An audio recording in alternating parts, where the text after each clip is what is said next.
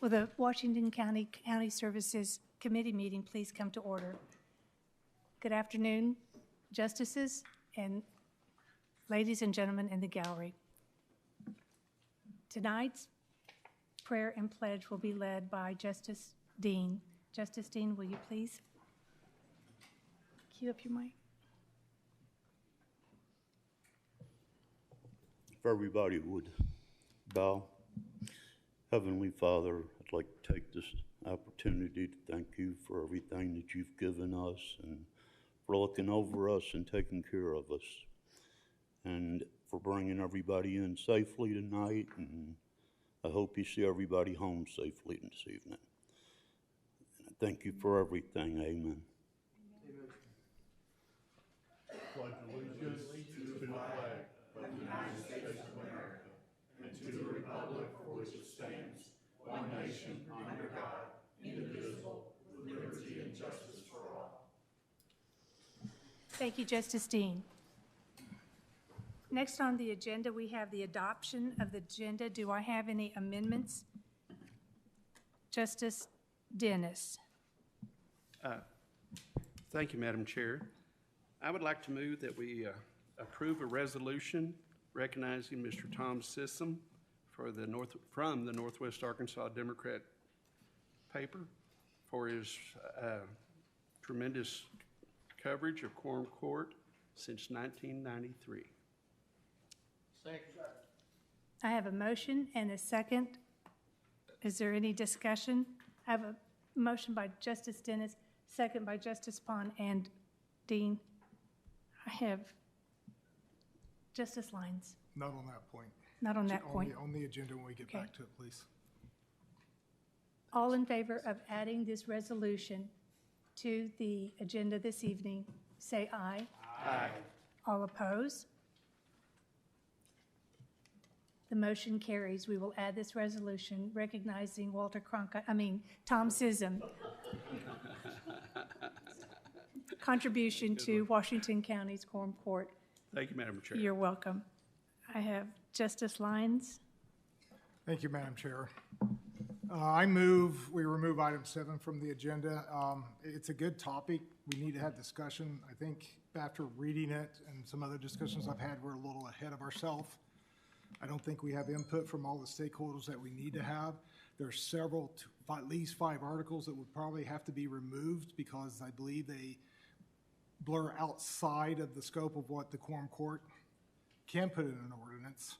And I think we just need to step back and pull the stakeholders together, look at this program, look at designing it and where we need to go, and then come back with some type of ordinance that makes sense.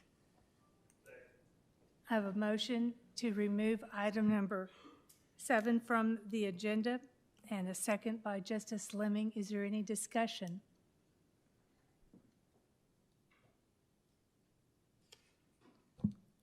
I have Justice Koger.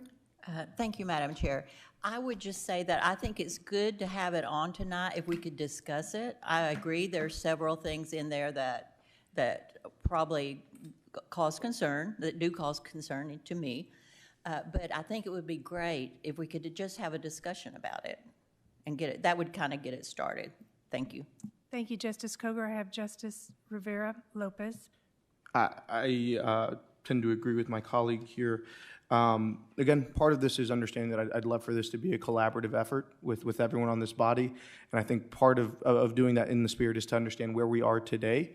And if there are things, I did try to reach out to stakeholders, and there has been contact back.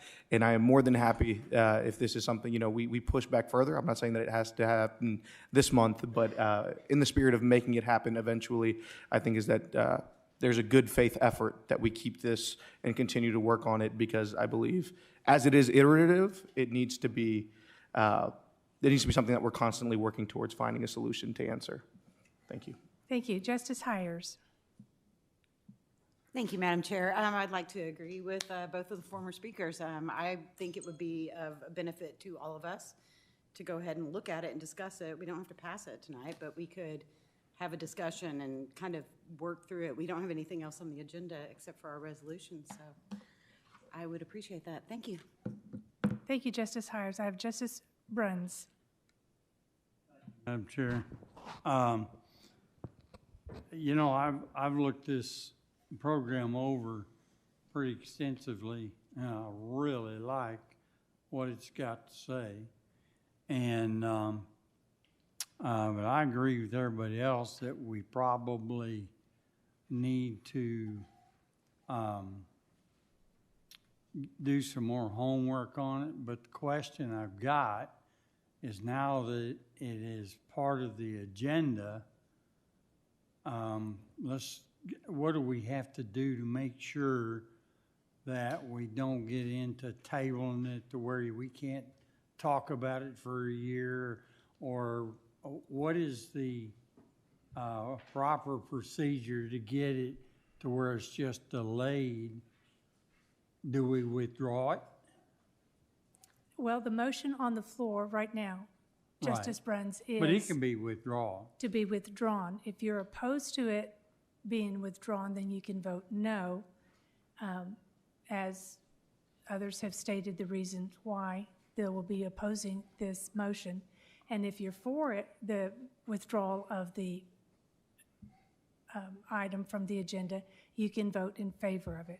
So, I get that. Okay. My question is, well, we can handle that portion, because right now there's a motion on the floor, and that needs to be disposed of first or reconciled first before we can move on. okay, I get that, but please answer my question. Okay, the way you do that is by asking not, or vote, if somebody moves for it to be tabled indefinitely, you can say no, it does not. There's different parliamentary procedures. Or withdrawn indefinitely, you can say no and vote against that motion. And before you do, you can give your reasons, state your reasons why you feel it needs to be, remain active and not. Well, is there a reason why we don't have an attorney here tonight to represent us? Yes, I did Tell not us. ask him for representation. Anytime we have a committee meeting, county services, I will speak for myself. I will allow the chairman for Budget and Finance to speak for himself at his meeting, but I didn't see the need that we needed legal counsel on any of this, so therefore, no. That is why. Well, I'm very concerned that we don't get ourselves into having to not talk about this for a year. Okay, if you can't talk about it, can't come back up for a year, that means that it was voted down. Once an ordinance has been voted or a motion has been voted down, you can't bring it back for another year. If we table it, it won't come back for a year. No, if it's voted down. If the assembly here chooses to vote against Well, that's why we need an attorney. a motion, no, Here. votes against it, it goes away, and you cannot bring it back up for another year. If you I'm table clear about the voting it down. I'm clear about that. You know, If you it keep fails. going back to that point. I'm not arguing that point. So I don't understand why you're going back to that point, but my question is, if we table this, and it's my understanding, and I don't remember, but it's my understanding we can only table it for 2 months. You postpone it's not a tabling, it is a postponement of discussion for a set period of time. You can Well, I just want postpone to a make sure we're motion. proper, because That we're proper. I don't think this sounds proper, but It is proper.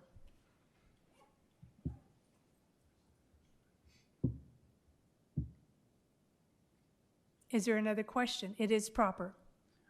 okay, well, I just disagree with you, but Pardon?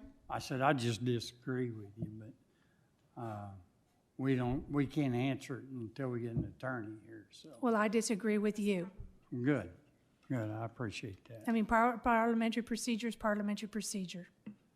If you want to use my book, you're more than welcome to use my Nah. book.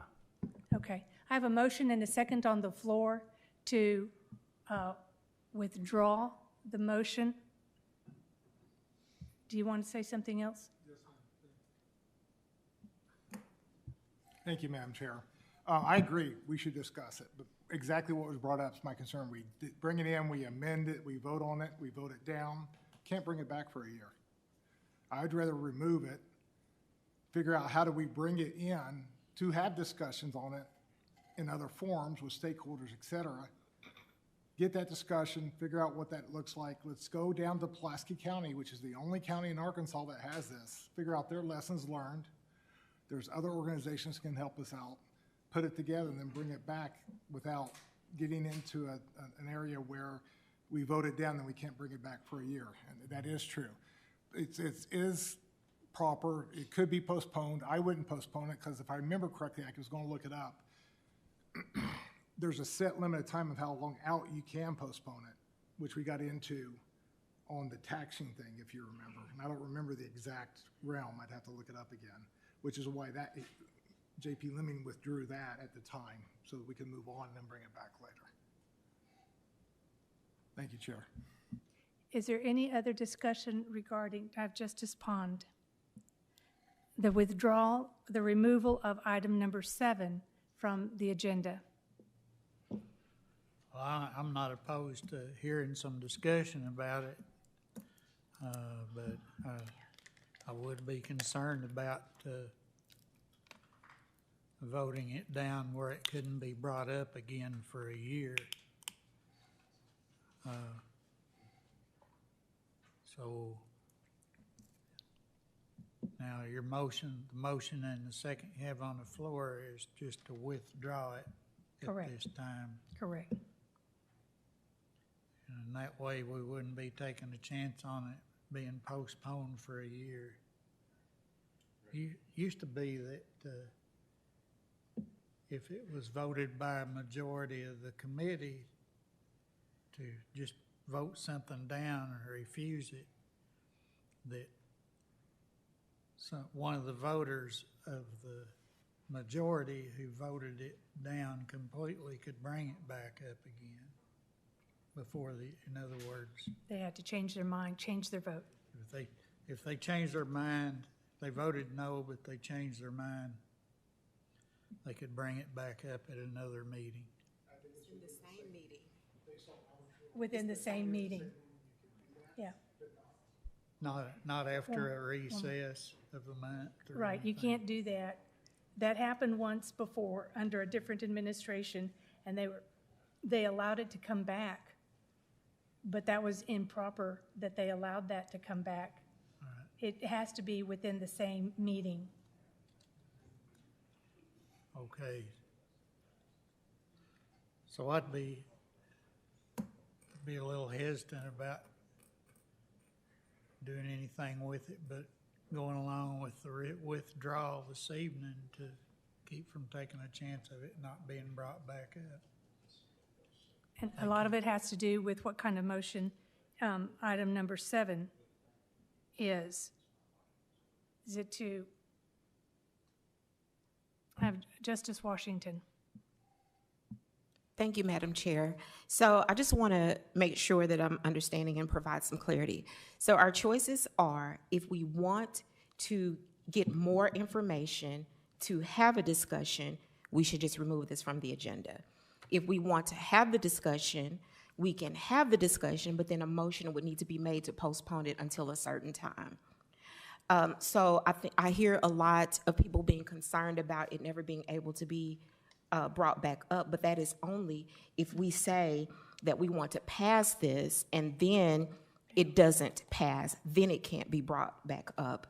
And I believe that we also just use the terms tabling and postponing interchangeably when they're not. Mm-hmm. So when we table something, that means it's never brought up again, but when we postpone it until a certain time, that allows us to do that. So I just think that we're using a lot of words interchangeably. So the course of action is that we feel that we really want to have the discussion, we need to vote down the motion that was just made, and then at the conclusion of the discussion, someone needs to make a motion to postpone it until whenever we get the information, if that's what you want to do.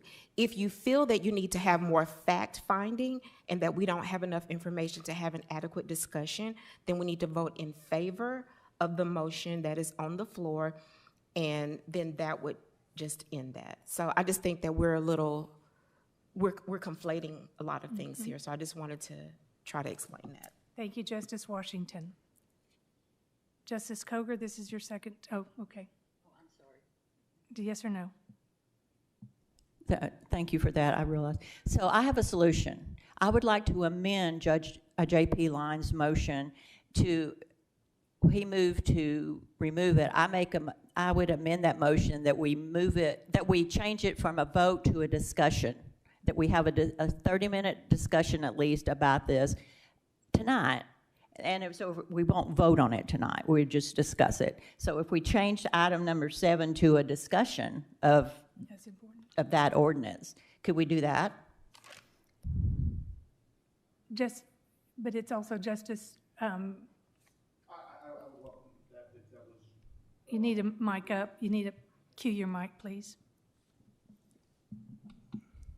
This is you're sponsoring this. Yes, and I would welcome that amendment to change it to a discussion. That doesn't bother me. I think it's a good discussion to have.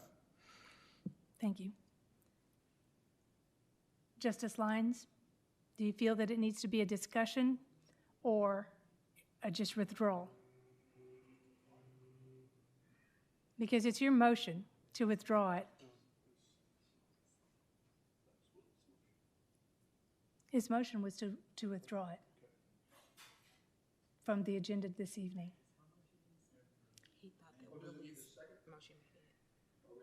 I'm just asking a question before there is a second.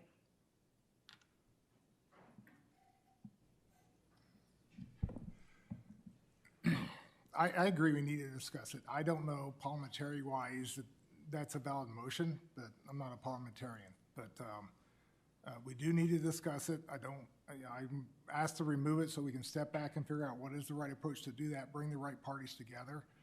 It's more than those on this court, in my opinion. There's a lot of stakeholders out there that needs to be part of this discussion as we work through it. Understand what's been done elsewhere so we don't run into the same problems they did, learn their lessons, and work around them. So, I mean, if it's a valid motion, it's a motion on the table. I guess what's the order of the motion to take care of? We can vote on your motion.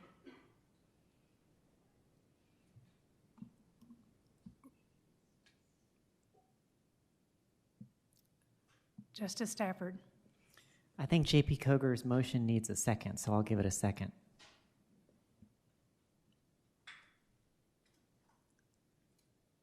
I didn't hear that you were making a motion. It was just a recommendation to amend. Did you make a motion? I'm sorry, I didn't hear it. That was my intention to make, I meant to say So make a that was motion to amend J.P. Lyons' motion to change it, not to remove it, change it for discussion. That was my motion. Okay. So will you make the motion definite, or? That's my motion. Okay. I have I'll a make that motion motion. and a second to amend J.P. Lyons' motion of withdrawal to amend for discussion, correct? Okay, we're going to vote on the amendment, making this a discussion. All in, Justice Wilson. I didn't know if we were supposed to have some discussion on the amendment before we voted, because I was going to say that it sounds to me like everybody in here is fine with having a discussion on this, but I think that having a discussion tonight, we've got a lot of people that haven't done very much homework, the discussion might be premature. And also during our discussion tonight, what we have had, based upon what I remember about how we operate according to Robert's rules, if somebody said we want to postpone this indefinitely, that would kill it. Correct. Nobody's saying that tonight. Correct. And if we voted on tonight and voted it down, that would be the end of it. And I don't think anybody's saying that either. Correct. So we're okay to proceed and work our way through this process, but You know, for what it's worth, I don't know if we need to rush into a discussion tonight, but having said that, I'm open to a discussion, probably at a later date, because this is, I mean, we don't have a lot of experts in the room right now on this topic. We have some who've done some homework. But anyway, I think in some cases, we're going to pull all of our ignorance on the matter together, and what does that tell? That doesn't tell us anything. So I just think any discussion should be delayed. I'm not against it, but I don't think tonight's the best time. Thank you. Thank you. We are now voting on the amendment to Justice Lyons' motion to withdraw, and that is to have a discussion for this evening. A motion by Justice Coker, second by Justice Real Stafford. I want a show of hands. All in favor of amending, raise your hand and say aye. Aye. 1, 2, 3, 4, 5, 6, 7, 8. All opposed? You have 1, 2, 3, 4, 5, 6. That motion passes. So now, I need a motion to adopt the agenda as amended, that item number 7 will be.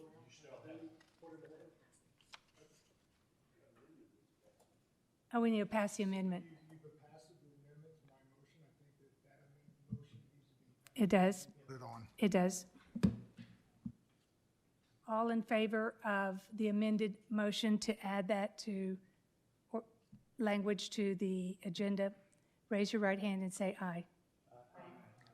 1, 2, 3, 4, 5, 6, 7, 8, 9, 10, 11. That motion, all opposed say no, like sign. Can't do that, Justice Fleming. Motion carries. Now, do I have a motion to adopt the agenda as amended? Justice Washington. I move that we adopt the agenda as amended.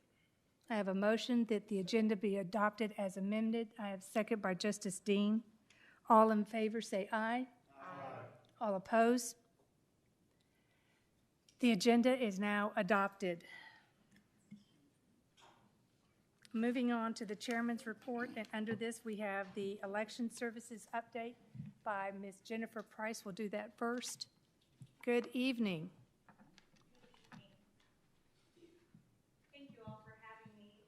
Wanted to briefly talk about some of the outreach programs that the Election Commission will be doing this summer. Definitely, wanting to celebrate the 250th birthday of the United States. So we have launched again the I Voted sticker contest. We had such a great success with the one that we did in 2024. And what a wonderful sticker. And so we want to continue by doing that. One of the things that we have done is that we've added a second category. So we're doing kindergarten through 8th grade, but then we're also doing 9th grade through 12th grade. So if you know anyone who's interested in helping design that next I Voted sticker that the voters get at the polling locations, please have them go to our website or go to your local library. The forms are at all the local libraries. And you can pick it up. The deadline to have it entered is June the 12th. We will have a commission meeting where we decide who the finalists will be, and then we will have in-person voting on June the 18th, and then we'll have online voting June the 22nd through the 25th. And so we're looking really forward to seeing all of those great I Voted stickers that the kids are going to submit to us. The other thing that we're doing is an electionosaurus. So the local libraries. Can you say that again? The electionosaurus is what we've called it. Electionosaurus. So all of the libraries in Washington County have a summer reading program, and the summer reading program is Unearth a Story. It is a nationwide program that the libraries participate in. We met with the local libraries before they launched the program to talk about what could we do to incorporate what our mission is getting voting out to the public and talking to the public and getting young kids interested in voting. And so we wanted to do an election and this will be an election for voting for your favorite dinosaur. So we've called it the Electionosaurus. And the kids actually can participate on the actual voting equipment that we use at the polling locations. This is just a paper ballot that you have in front of us, but we actually have it programmed electronically. So when the kids come in to vote, they actually get to see the pictures of the dinosaurs, and they get to vote electronically.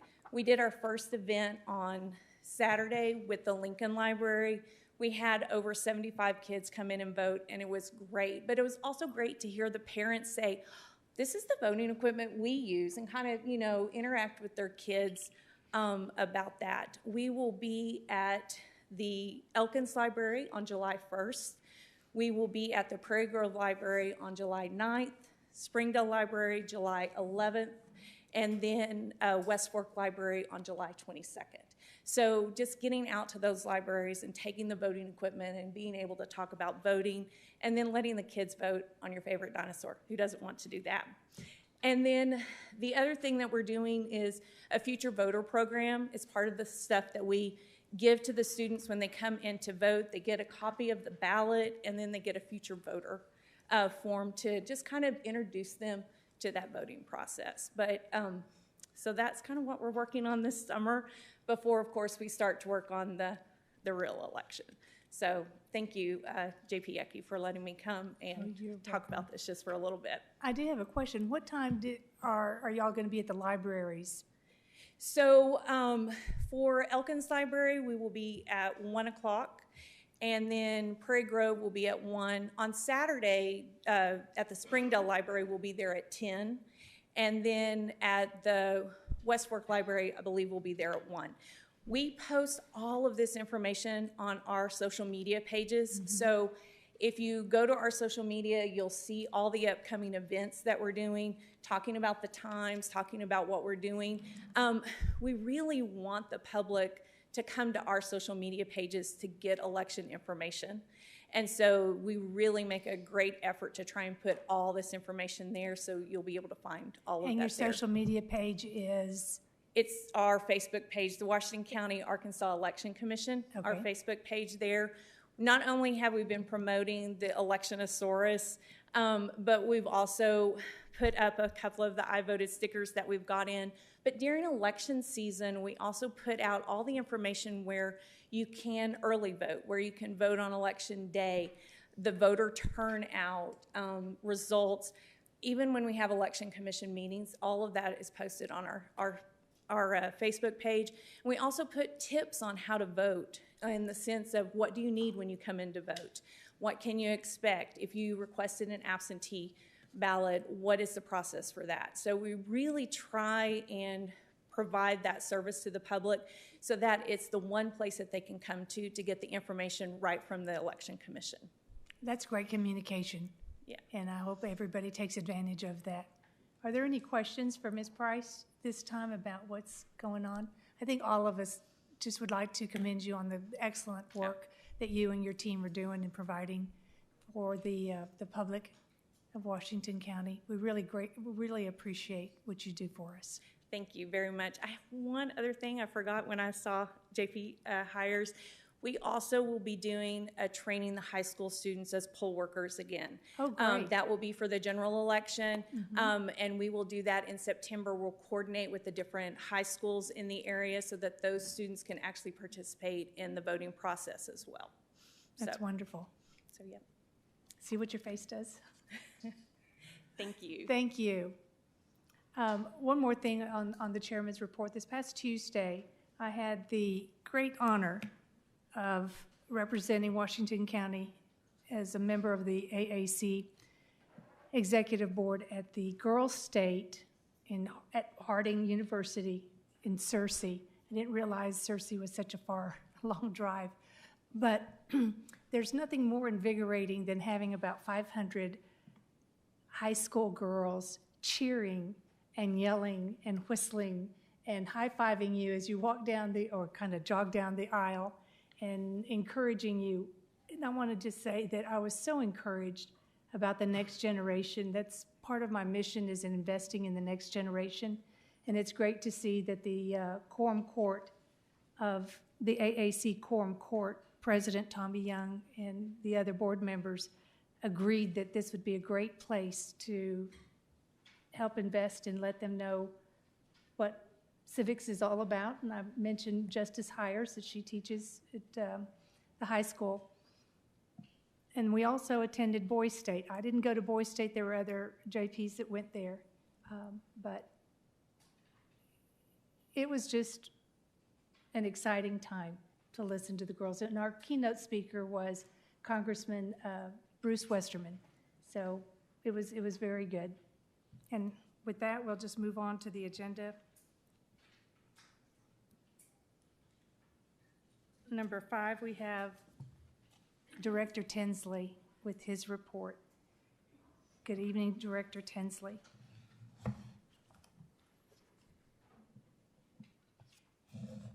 Oops, do that again. Thank you. Good evening, Madam Chair. Good evening to the County Service Committee members. I'd like to share our Juvenile Detention Center monthly report for May 2026. This report covers 26 days of data. In May, we had 18 intakes, and the average length of stay was about 10.59 days. Our average daily population came out to just over 6.62 residents. The most common charge for intakes was battery second felony at 5 cases. Of the 18 intakes from Washington and Madison counties, 10 intakes were from Division 8 and 8 were from Division 3. We also had 4 transports during the month of May. 2 transports were handled by the Washington County Juvenile Detention Center, and the other 2 were handled by the Washington County Sheriff's Office. That concludes our May 2026 report. Are there any questions I can answer at this time? Are there any questions for Director Tinsley? Seeing that there's none, have a great evening. Thank you, Madam Chair. You too. Next on the agenda is item number 6, the Sheriff's Office, Sheriff Cantrell. Good evening, Sheriff. How are you?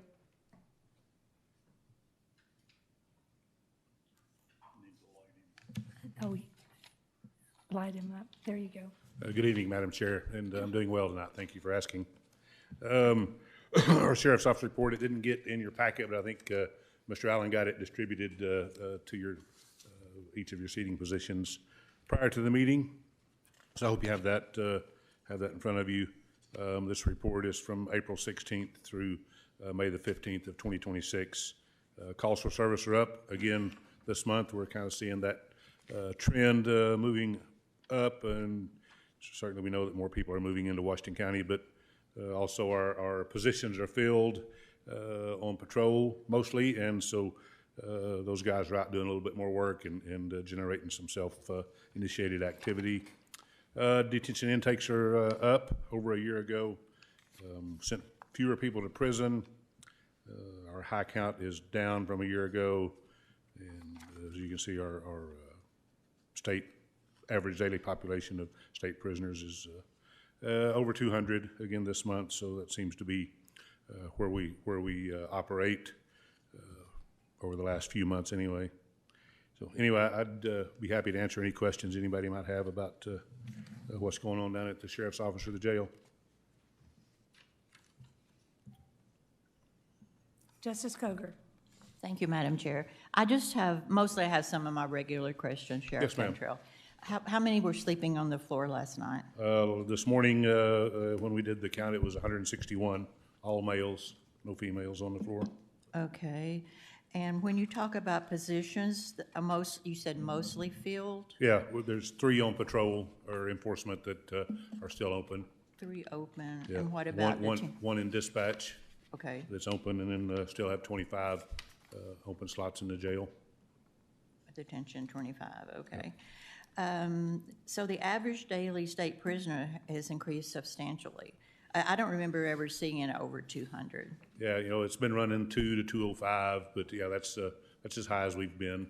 So that's 57 more than this time last year. Do you know? Correct. Do you have any thoughts on why that is? Well, I guess they can set their emergency brake and not take any more prisoners. They have that luxury that the counties do not have. So, I think we did the Protect Arkansas Act. There are people that are coming into the system now and these are fairly recent because this was just passed, but some of the people that are coming in with sentences that they're going to have to do all of their sentence. So we'll see that take up those jail beds for a considerable time. But I think just more people going to prison and not enough places to put them. Okay, and remind me what the current rate is that the state of Arkansas pays per day? They pay $40 across the state. That's 40? 40, yes. So that hasn't changed, okay. And how many federal prison beds? We had, this morning, we had 84 federal prisoners. 84. 79 U.S. Marshals and 5 immigration. Okay, and how many 309s do we have right now? 309s, we have 18 males and 20 females. Okay, and at the last meeting, when you gave an update about the new jail bed space, that it would be left unfinished up to like 50%. Is that still the case, or has that changed? Well, it turns out it's going to be about 48 beds that will be unfinished out of the 88 that, and then 88 that are finished. So. Okay, and do you still anticipate that you will be that the COVID mitigation project will be over and you'll be taking possession of that building in July? Yes, we think that they'll be completed within about 30 days. Now, it'll take us a little bit of time to do all our stuff. We've still got to install the cameras and the phones and all the equipment that we'll need to operate it. But yeah, we should have possession of the building in about 30 days. Okay, thank you. That's all I had. And I didn't mention it, but usually you ask, but we do have one COVID positive that just this morning checked positive, and that one person has exposed 38 others. So we've got those in a isolation quarantine to make sure that they're going to be healthy and not get COVID. But right now it's a male, and they're doing okay. Is there any other questions for I have Justice Dennis. Thank you, Madam Chair. We're going to get into discussion here in a few minutes, and I thought I'd ask you this partly for me, but also for the public. Tell us about pretrial. What is the definition of pretrial? Well, pretrial is someone who's waiting for their day in court. That can be either a felony or a misdemeanor. Someone who's been charged with a criminal offense and then waiting for their time in court. And we have pretrial people in jail, and we have pretrial people that are not in jail. And I think this ordinance that we may discuss later talks about people that are out of jail, services for the people that are waiting to go to court that are not in jail. I think that's primarily what it's referring to. So, but that's pretrial, people who are waiting. And then post-trial are people that have been to trial and either been adjudicated and given probation or time served or sentenced to prison or whatever the disposition of the case was. On those, the other question is, on those that are not staying in jail but are released, who decides that? Do you decide some of that? No, I can release misdemeanors. I have that authority constitutionally, but I don't have the authority constitutionally to release felons. So it's the circuit judge, any circuit judge, and the prosecuting attorney can release people without bail. So when we get too full, do those judges make rulings to get them out or get some out, or do you know? They can, yes. They have that availability. And they do release some, and the prosecutor releases some on felony citations, we call it, on their own recognizance without having to post bail, based on the severity of their charges. I think that's the primary thing they look at. So how many skip out? By that I mean, how many leave the area? Oh, I don't know. Most of them get picked back up at some point here locally. We don't find too many of them. A few that leave the area, but most of them just get picked up again and come back to jail. And then, after a time or two or three on a felony failure to appear, the judge usually sets a fairly high bond to ensure that they'll come to court on the appointed day. So we spend a lot, how much money do we spend going after prisoners that leave the area? Well, you know, if we go to California, that's a week with 2 deputies to go to California if we have to go to Los Angeles, and we just got back from Los Angeles. Fortunately, we were able to stop in Texas and pick another one up that was ready to come back, so we got to get 2 out of that trip. But, it's 5 days to California and back, and the hotel and then the deputy salaries and the vehicle mileage and gasoline and all that. So it's pretty expensive to do that then? It is, yes. It's costly to travel out of state, and not all of them are in California. Some of them are, last week on Thursday and Friday we had to go to Pulaski County. They picked one up Thursday. Their jail is chronically overcrowded like ours, so they require us to come pick them up that day, or they'll release them. So we went Thursday and picked one up. They called. They had another one Friday, so we went Friday and picked one up. So, that's half a day's trip to go to Little Rock and back, 6 hours. I'd like to set this next question up with a statement. I asked my wife, I said, what, because we have to go through several school zones. I said, why do you slow down and obey the speed limit so well on school zones?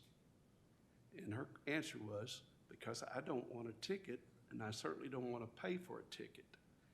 So do you ever think that and I agree with her, I used to speed a lot on 49 when I was working, but now that I'm retired, I can't afford to speed because I can't afford a ticket. Do you ever think about just giving them sentences of fines instead of putting them in jail? I think some of the judges do that. They, especially the district judges on municipal or misdemeanor cases, assess fines and not very much jail time.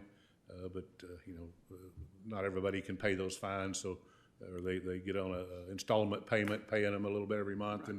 and then they end up paying those fines for. Well, we can't afford to pay those fines on tickets either, right, so we make a point not to speed on purpose. And so I'm thinking sometimes if we changed it from time in jail to time paying a fine, maybe they would quit getting arrested. Yeah, that's. I just think sometimes we're doing it the wrong way, is what I'm saying. So that's just my personal opinion, but thank you for answering. Yeah. Yes, sir. And appreciate what you do down there. Thank you. I have Justice Pond. I've got a question for the sheriff that he might have answered a while ago, but I don't really remember it coming up. But then I have a comment to make as well. But so we got about 93 federal prisoners that that was our average daily population for this reporting period. This morning we had 84. And I didn't catch it if you said, but I didn't hear you say how much a day that we receive in reimbursement from the federal. Federal housing rate is $80 a day. They pay 80. Yes. I heard the other. other. Yeah, the state pays 40 and the feds. State pays 40 and the federal pays 80. Yes. Okay, I heard the 40 part, but I was thinking that okay. And I want to make a comment about, and so many times we have these discussions, and it pertains to our concern over the overcrowded jail, about who's in there, and we have people make comments about, well, it's unnecessary for them to, and I hear people making public comments bring up about it when we're the legislative branch. We don't really get to determine who gets put in jail and who gets bailed out. That's more up to the judiciary branch, I believe. We discuss it a lot here, but when we're doing that, we're the legislative branch and we're criticizing another total branch of government, of our county government. And I get a little uncomfortable about that. I don't believe it's our job to criticize what the circuit judges and the prosecutors do. And that's just me. I hope I'm not putting you on the spot. No, sir. But I don't really believe we have the say-so in that matter, constitutionally, that is. But, thank you for what you do. I appreciate you having you here. Thank you. Thank you, J.P. Pond. Are there any other questions? Seeing that there's none, thank you, Sheriff. Thank you, Madam Chair.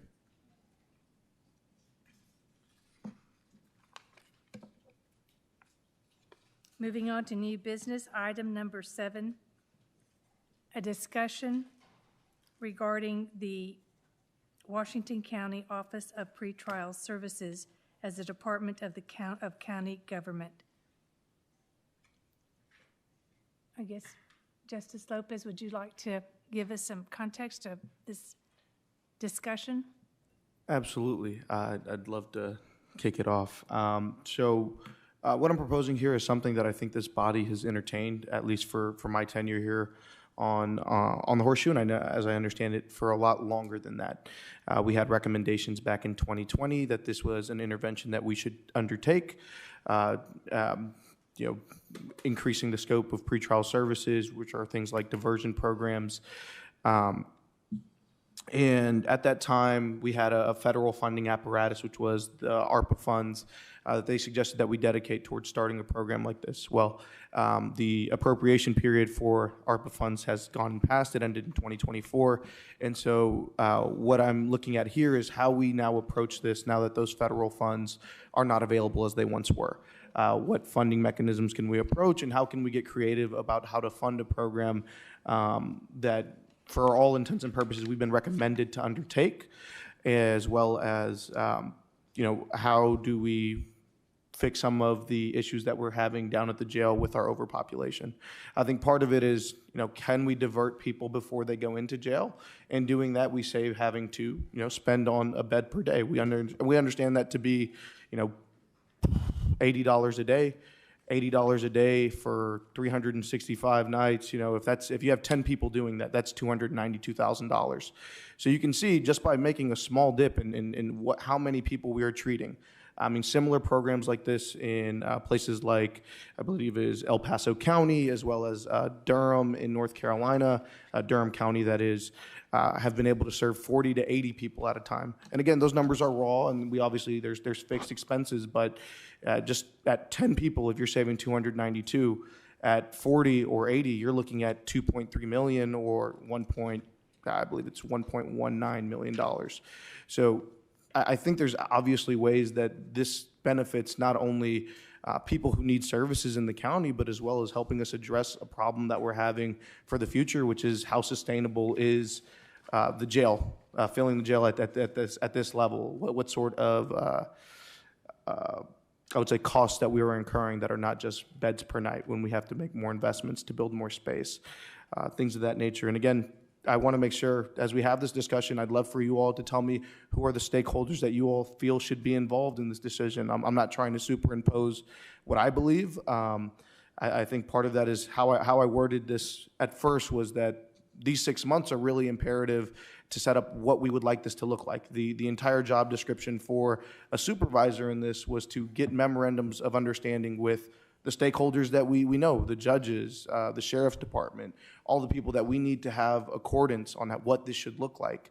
But I extend that to all of you. What would you all like this program to look like? Who all do you think should be involved as we look to do something and find a remedy that we think benefits all parties? But yeah, that's my introduction. I open the floor up to you all. I'd love to hear from you.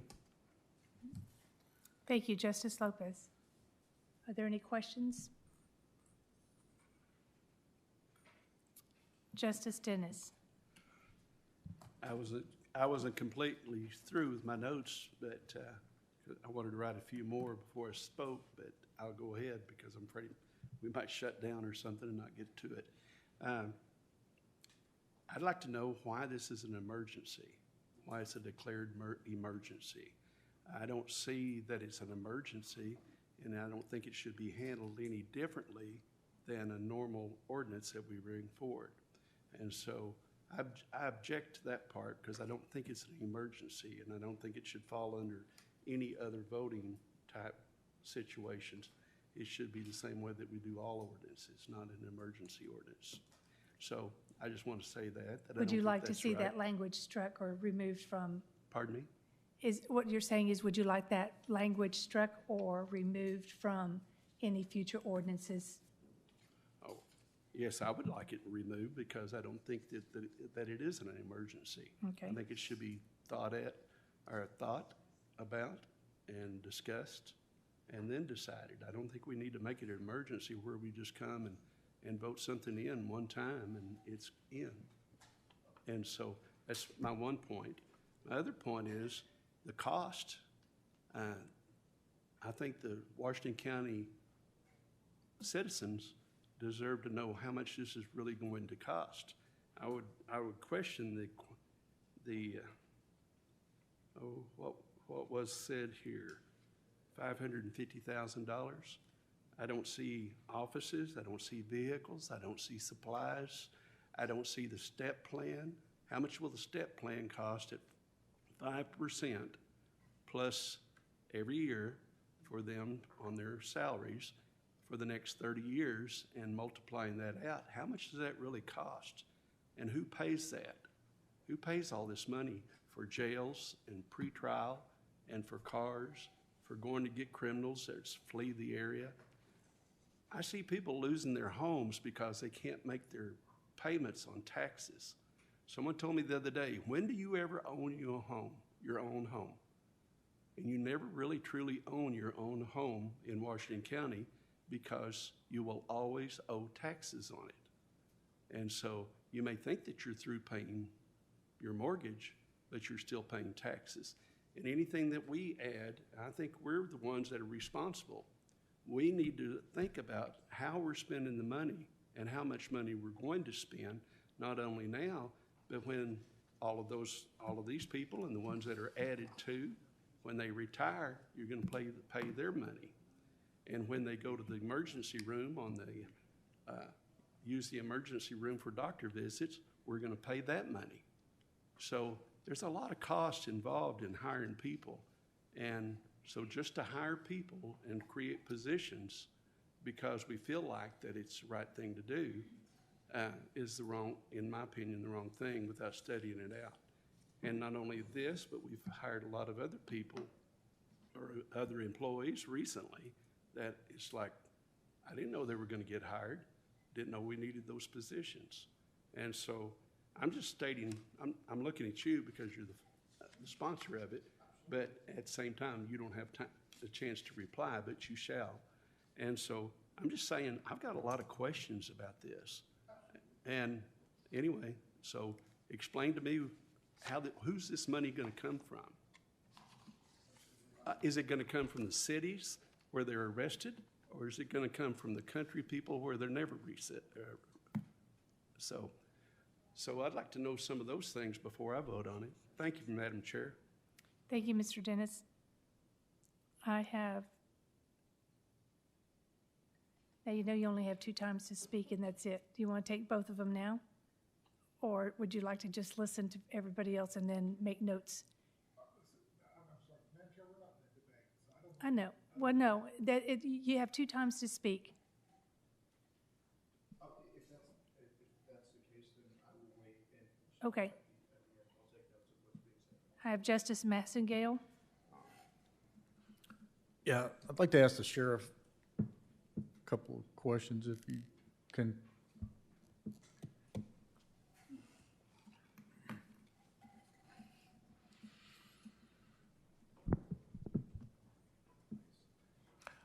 So,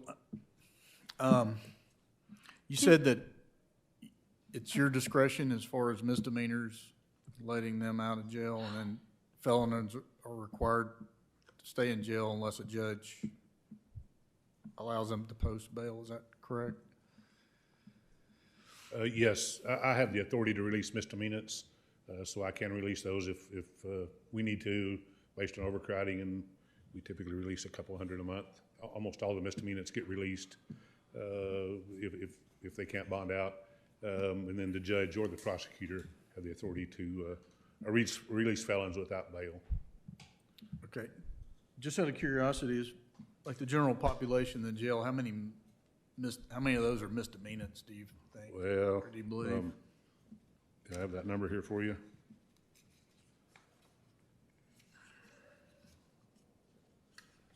Let's see, our felony pretrial is about 300, and then misdemeanor pretrial is 18. Currently, that was this morning. 18 total? 8 misdemeanors, yeah. Misdemeanors? That were pretrial, that haven't been to court yet. And that number could be lower now because the weekend and, they tend to stack up on the weekend, and Monday mornings we come in and see who we can release and who can get out. Okay. So a program like this, is this something completely new? What we're already doing as far as? It's different, yes. So it'd be basically new. I think there are some pretrial services for people that are out of jail happening. I think our mental health court is an example of a pretrial service. Those people are out of custody that are in mental health court. Our drug court, those people are out of custody and going to drug court and prior to conviction. And if they complete all the requirements and get through the program, then that conviction or that charge, not conviction, that charge is erased, is dropped, and it's as if they didn't have a charge. So, but they have to complete the program. So there's a couple hundred, I guess, in drug court and 20 in mental health court. So some of that is happening. I think this is just an extension of some of those things that, or as I read it, to help people get to court, to help them make sure they get to their attorney visits and make their appointed court time, and maybe get some counseling and peer support through peers who have been in similarly situated cases, and just to help them navigate the system, I suppose. Okay. And I know some people that are arrested are released with an ankle monitor or something. Is that part of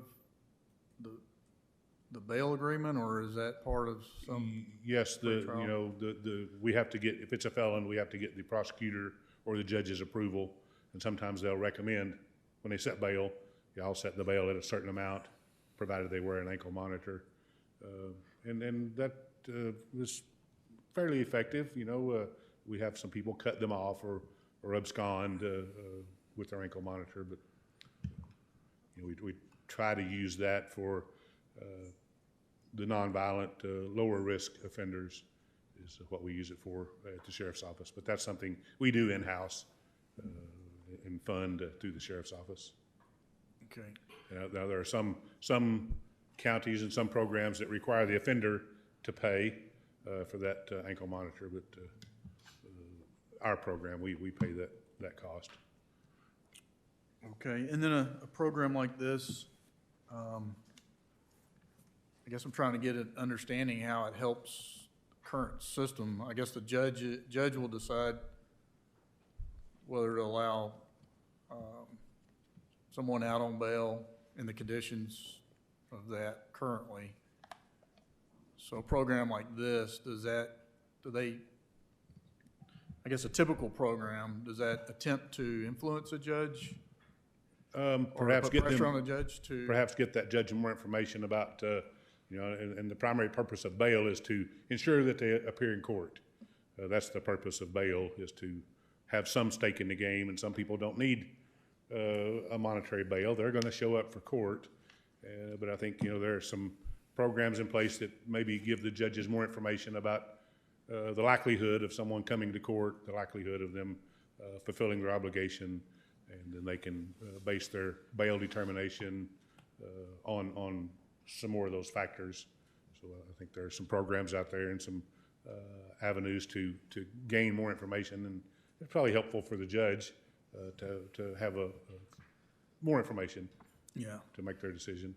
So it seems like this is something to assist the judges in making decisions of whether to release someone.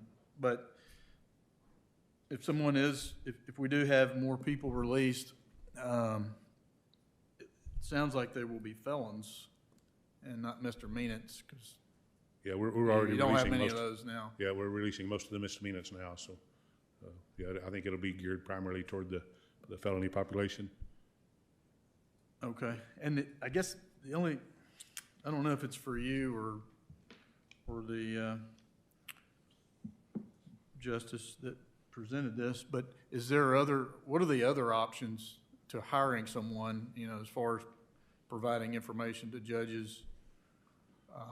Are there other services or other options other than creating a whole new division within the county? I think there are some software programs out there that help gather information, that information is input in about, the length of residency and their job history and their family history, and, and it helps, I think, do a predictive analysis on their likelihood to come to court, or if they might be more of a risk, and then the judge can set the bail appropriately. Somebody that's got a very low risk might get a very low bail or no bail, and then somebody that's got a higher risk might be proportionately higher. But I think the having people on staff and hired are I think going to be there to assist these people through the process to make sure that they get to their court, that they get to their public defender appointments or their private attorney appointments, to make sure that if the judge has ordered them to some sort of treatment or counseling or whatever, that they get to that, and then maybe they're going to be in a better place when they do go to court, and if they get probation, they're going to perhaps they'll be less likely to reoffend, and there's the potential to reduce that recidivism, to reduce the people that come back to jail for not coming to court. That's what we see a lot of is people get out either on their own recognizance or on a low bail, and they go out and either they don't come to court or they reoffend while they're out. So I think these peer specialists and these people that this talks about hiring will maybe, I don't know, the right word is not handholder, but to help them navigate through the system, I think. So I think that's the primary purpose of these individuals that would come onto the county payroll. Okay. Thank you very much. You're welcome. Do I have any other questions? I have Justice Bruns is your next. Sir, there you go. Is that all for me, Madam Chair, or is more questions for me? Oh, okay. I'll stand. Okay. Thank you, Madam Chair. I would like to ask, because of the situation that J.P. Vladimir's put into, I think I would like to ask that we suspend the rules for this discussion and allow people to speak up to 4 times. That way he can answer questions. Robert's Rules of Order.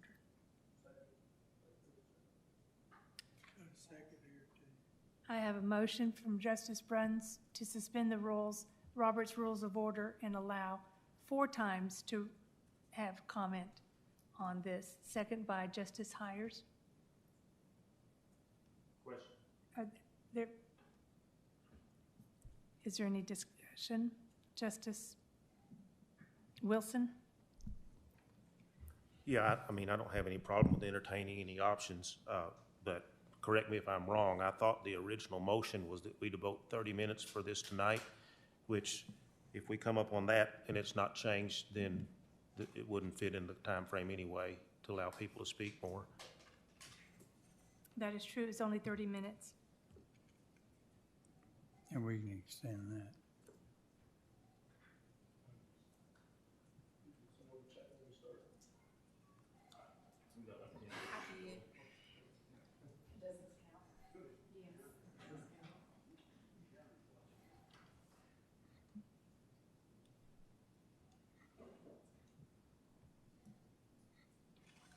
We'll say we have 24 minutes and 59 seconds.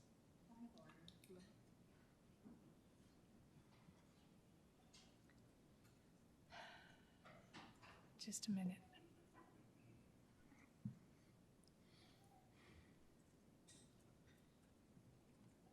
Justice Coger has a point of order. Thank you, Madam Chair. My point of order is that when I made that motion formally, I did not limit it to 30 minutes. When I first spoke about it, I said we could limit to 30 minutes, but the final motion that we voted on that was passed did not say 30 minutes. I don't recall you saying that could be limited to 30 minutes, but that was the understanding of 30-minute discussion. That's not what we voted on when you recited the vote. That's my point. Thank you. Thank you.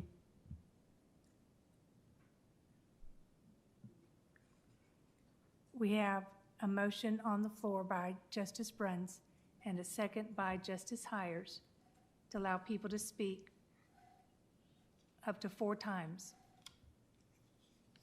Is there any discussion on that motion? I have Justice Lyons. Not for that motion. Then can you turn off your mic, please? For that motion. Then turn off your mic if it's not for your motion. If it is discussion for that motion, then please keep your mic on. I have Justice Washington next. Thank you, Madam Chair. So I would like to amend that motion.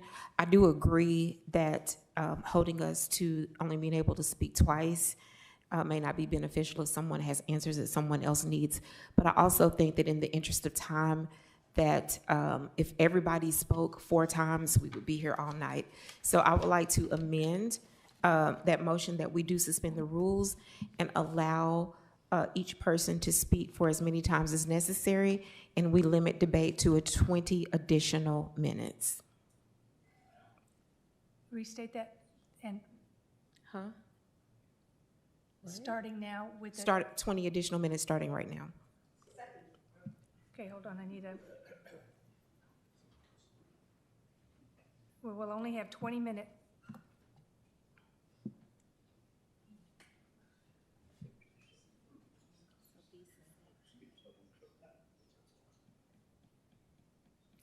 Is everybody clear on that motion? Did I get a second on that amendment? Who? Wait a minute, Hires, you.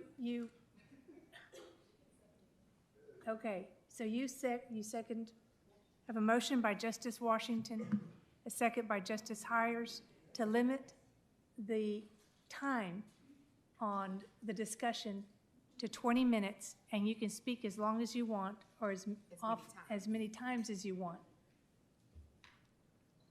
All in favor of the amendment to that motion, say aye. Aye. All opposed to that amendment. Now, getting back to the motion of 20 minutes discussion, allowing all to speak. All in favor, say aye. Aye. All opposed? That motion carries. We will have 20 minutes starting now. Okay, Justice Ricker. Gee, that was quick.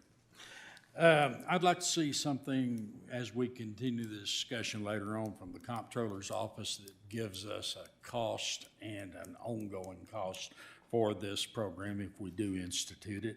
I'd also like to see something from, I believe I've heard Pulaski County has a similar program, so if we could get somebody to get some information from them on how theirs operates and how it works and if it's working good for them.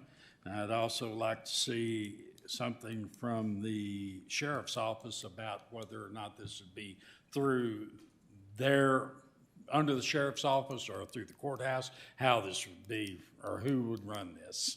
This is all under the judge's office. Okay.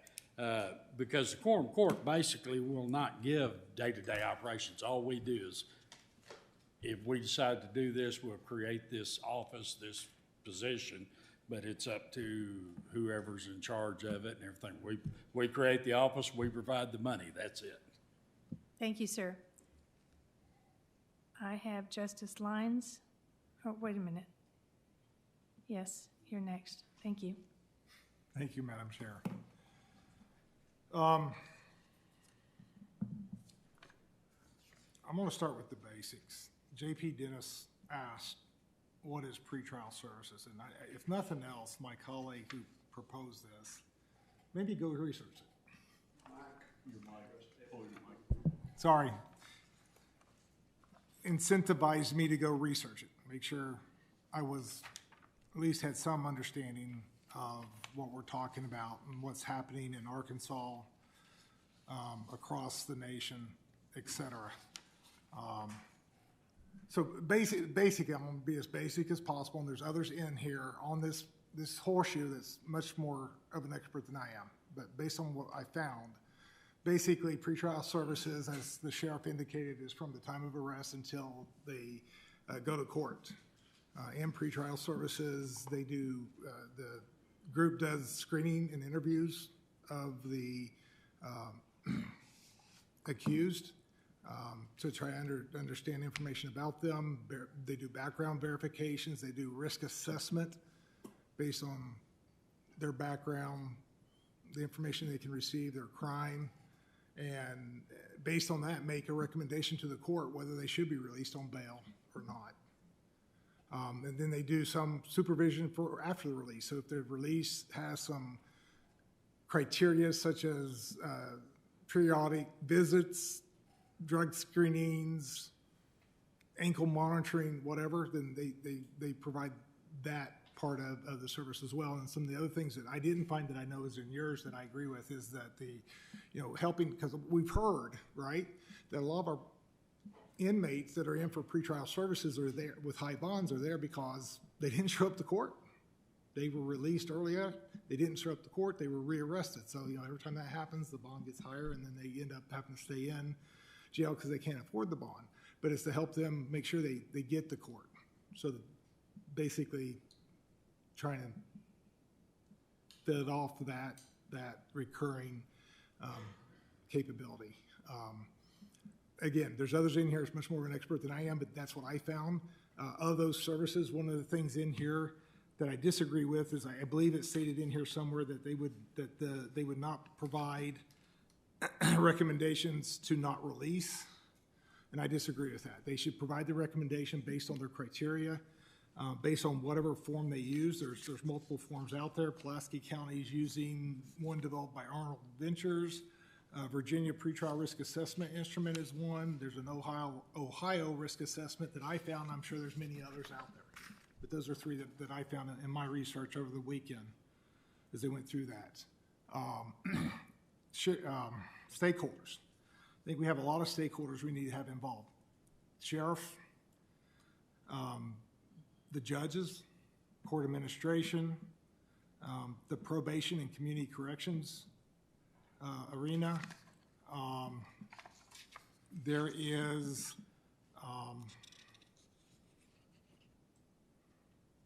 victims groups that support victims should have a say in what we're doing to release people. Domestic abuse, organizations that support domestic abuse and those type of things, because again, those are the victims. They're the ones that these accused had committed crimes against. I think that was the list for that. And again, J.P. Ricker pointed out that yes, Pulaski County is the only county in Arkansas that has a pretrial. They went through it. They went through a program. And this is one of the things is how do we start? We have 3 people and we go address, 450 people arrested for pretrial. That's in pretrial currently. 3 people is going to go through this process and provide this service for 450 people. I don't think so. If we try to do that, we're going to fail. So do we do a pilot? Pulaski County did a pilot of a couple of courts. How do we get started? How do we get in and understand it and move forward? It needs to be decided. But again, it's not us, but it's all the stakeholders out there that has insight in this arena. The prosecuting attorney and the public defender, I think I missed the stakeholders before, but they should be stakeholders as well.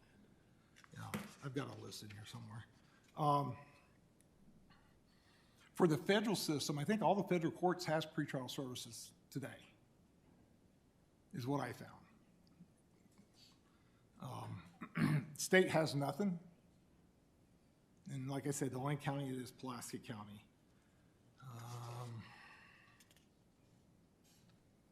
Oh, there's another organization out there I found that you probably know them better than I do, Advanced Pretrial Policy and Research. That's a good organization that offers assistance in getting started. Yes, okay. So another good organization for us to start as we look at starting this out and moving through the process.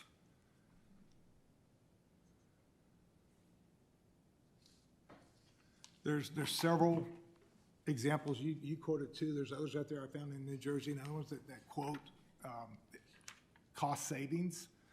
I know one of the stakeholders I mentioned in this, I sent out an email to all those people I thought were stakeholders.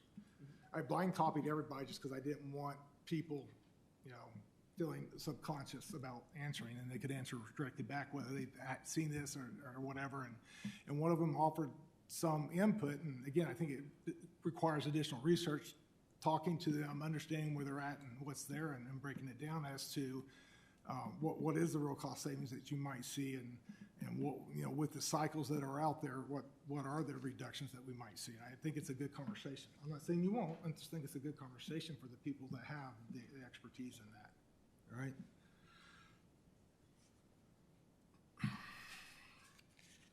We have 12 minutes left. And I'm going to stop and let somebody else speak for a while. Thank you. Justice Stafford.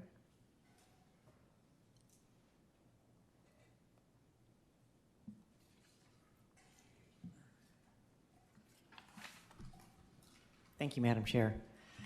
I wanted to thank JP Rivera Lopez for bringing this forward. I'm really glad that you did, and I'm very encouraged by the discussion that we're having tonight. This is kind of the latest,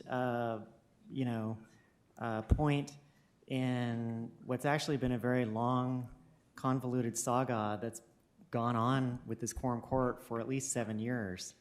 Going all the way back to 2019, I think could have even been 2018, when former Sheriff Helder came to the quorum court and basically asked the quorum court that something needed to be done about overcrowding the jail. And I think his solution at the time was to expand the jail. But the quorum court at that time was like, hey, not so fast. Let's see if there's other solutions out there, and paid for this study by the National Center for State Courts. That came out in 2020, the Criminal Justice Assessment. And this was one of the recommendations in it, as this ordinance talks about. And then the county formed the Criminal Justice Coordinating Committee with the sheriff and judges, the prosecutor, public defender, and other stakeholders. And that they met for a couple years. And I'm not going to go through don't worry, I'm not going to go through the whole history of this whole thing, because I know we don't have time for that. But I wanted to ask, actually, Sheriff Cantrell something, because this whole story I've almost forgotten more than I remember at this point. But right before the Criminal Justice Coordinating Committee was disbanded in 2023, it was my memory that you all voted to do a pretrial services pilot program back then in 2023, and then like the following month, the whole coordinating committee got disbanded by Judge Deakins. Do you remember the details of what that was going to entail, and is this similar to what you all sort of voted to move forward on 3 years ago? I don't remember all the details, but I know we talked about trying to come up with a survey, or not a survey, but an assessment to assess people's likelihood to go to court, and then it just never, the committee disbanded, and we never got any traction or moved anywhere on it. So, but I don't remember any of the specific details. Any specific how we're details? gonna do it. I remember. I read it online. We had to go back and look up a news article that the committee voted unanimously to move forward with it, and that was. It was yourself, it was Prosecutor Durrett was on Prosecutor there. Durrett, Nick Robbins, some of the judges. Judge Beaumont was on that committee. And, it was a lot of the same folks who will be making, hopefully, decisions now if we move forward with this one too. So we've almost been here before. Things have stalled out. I'm really encouraged to see things moving forward.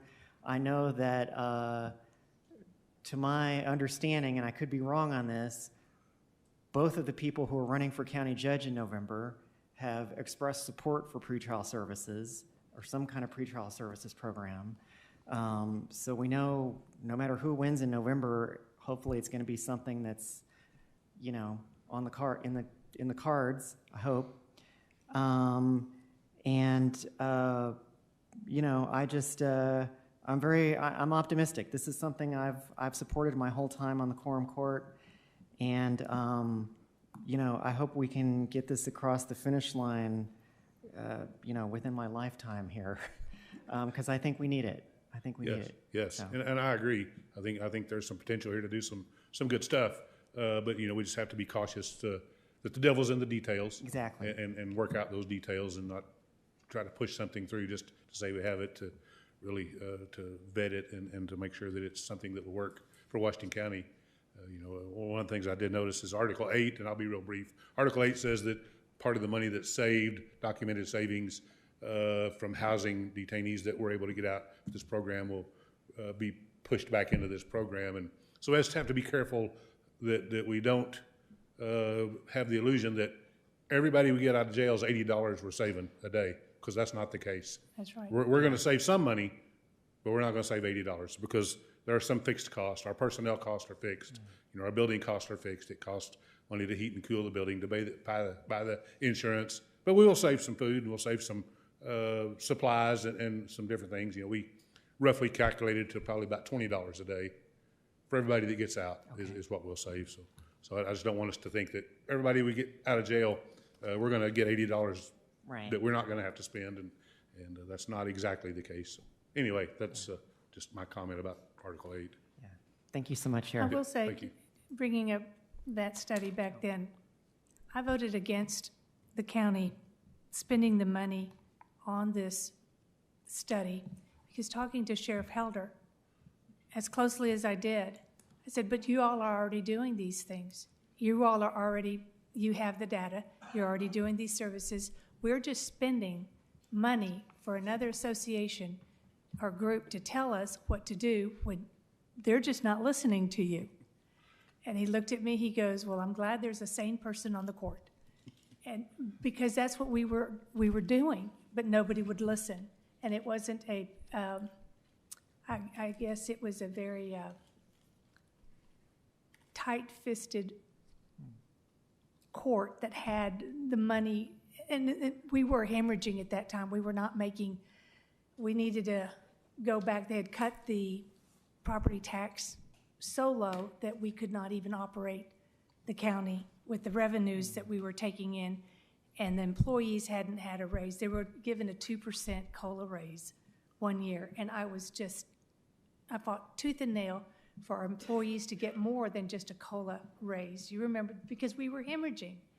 And so spending that kind of money on an assessment that we already knew what we needed to do, we just needed the court to listen to what the sheriff was advising us to do, and nobody would. They went ahead and spent the money and came back. I said, guess what? We already knew that, didn't we? And he says, I've got to do what the court tells me to do. And blessed are the peacemakers. And that's where that was during that time. Thank you for adding that We just need to context. work. We just need to work and collaborate together before we spend all this money again on something we already know. So, is there another question? No, okay. Thank you. Justice Bruns. Yes, ma'am, thank you. Real quick, I do have a concern that if we put anything into place before the first year, that we don't maybe do that. We wait till after the first of the year and find out who the judge is going to be, and then get a recommendation from the new staff that's going to come in, and give them a chance to give us their wherefore, because I don't see any department that's not under an elected official that doesn't fall underneath the judge. So for this, and I've heard tonight that this may go into the sheriff. I don't see where anything, but the judge would be handling this. And is that something that the judge wants to put a whole new department together, 5 people, you know, and all the costs with putting a 5 people together? He's gonna have to make sure we've got this, and I think, I have talked to both of them, both candidates, and I think we've got some consensus that they're both interested in opening discussions on this, and they're going to be open to it. So, and I'll shut up because I know somebody else wanted to talk here. Yeah, we have 2 minutes and 22 seconds left. And so anyway, I would just say that we don't need to get in a hurry. We need to let the new administration, whoever that be, give us advice on their thoughts. Thank you. Thank you. I have Justice Coger. Thank you, Madam Chair. First of all, Sheriff, the last time I checked on the number of people that actually left the state, absconded, that was in 2019. I don't have my phone with me tonight, I forgot it. But somewhere I have that information. I think it was 5. But what about the bail bonds people? Don't they go get people? Correct? People that post bail, yes. Abscond? Yeah, Yes. that have posted a bail, yes. Yeah. But not everybody posts a bail. Some are released without bail. Okay. Or post a cash bail. Then if they post a cash bail, then it's the sheriff's responsibility. And some states don't allow bondsmen to go pick up their prisoners. They only allow law enforcement, and so we respond, and then we will bill the bonding companies what our expenses were. Okay, but the number who We actually... have 1 minute left. Huh? We have 1 minute left. The number who actually abscond is very low. There's no way I can finish this in 1 minute, and I have a lot to say.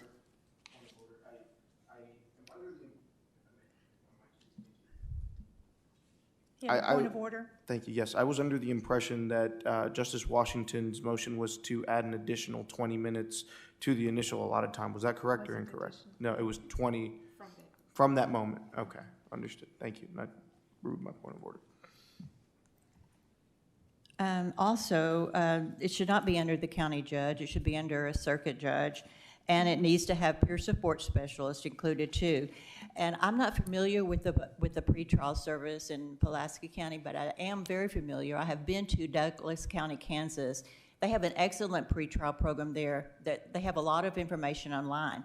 And those people are willing to come here and talk to you and tell you, you know, their ideal of what pretrial services would be. So this is not new. As J.P. Saver said, it was in the criminal justice assessment study. Okay, now time now has lapsed. The discussion is now over. Thank you. Madam Chair, I will make a motion to be at 10 minutes and let J.P. respond. Second. I have a motion and a second to allow 10 minutes to the discussion to allow J.P. Lopez to respond. I have and a second by Justice Pond. All in favor say aye. Aye. All opposed? No.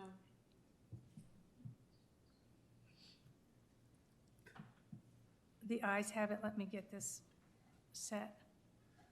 1 moment, please. Aye, aye, aye. That's it. Okay, Justice Rivera Lopez, you have the floor. And that is it, because it was just for him. I'll try to be respectful of the body's time. I know I have 10. I'll try to do it quicker. Absolutely. So a couple of things that I wanted to address. I know there was a lot of questions. I took note of those. I will try to address them to the best of my ability. First and foremost, funding mechanisms, again, Sheriff, I do want to address that in the language of the ordinance, it was an agreed upon figure between the sheriff's office and the comptroller for that. It was not that I expected $80 to go, saved for each determinant. It was a figure that you all agreed upon, and then 50% of that. If we do see savings, it was a measure to try to make sure that we are funding this by the money that we've saved using it. To that end, I agree with what a lot of the JPs have expressed what pretrial services is.